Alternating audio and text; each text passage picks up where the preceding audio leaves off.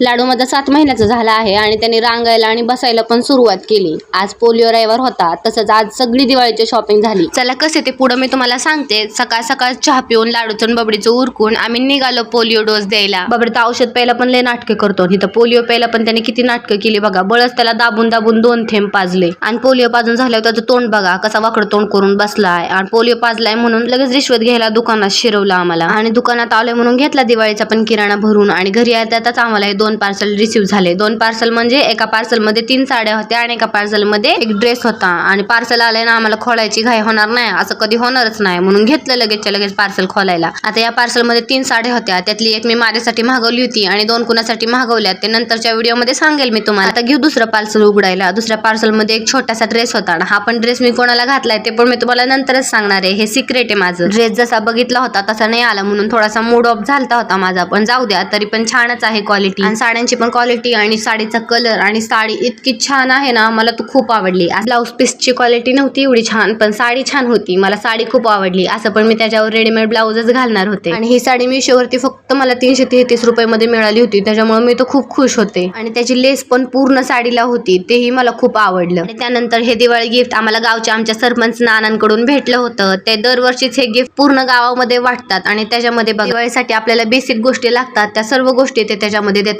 रांगोळीचे कलर, दिवे, छापे वगैरे सगळं देतात. आणि ते दुपारी महिन्याचा किराणा आणि दिवाळीचं रेशनिंग भरून जे आलं होतं ते सगळं भरलं मी डब्यातनी. हे गुलाबजामचं पाकिट मी तुम्हाला का दाखवत आहे की एवढा सगळा किराणा भरला म्हणून आम्हाला फ्री मध्ये दिले ते पाकिट. लाडूला घेऊन मी दिवाळीचा फराळ कसा बनवणार ते मला माझंच माहिती. बघू कसा करतोय लाडू आणि बनवू देतोय का नाही फराळाचं. इतकं सामान तर घेऊन आलं होतं, आता काय होईल काय माहिती. चला तर मग बाय, भेटूया नेक्स्ट व्लॉग मध्ये.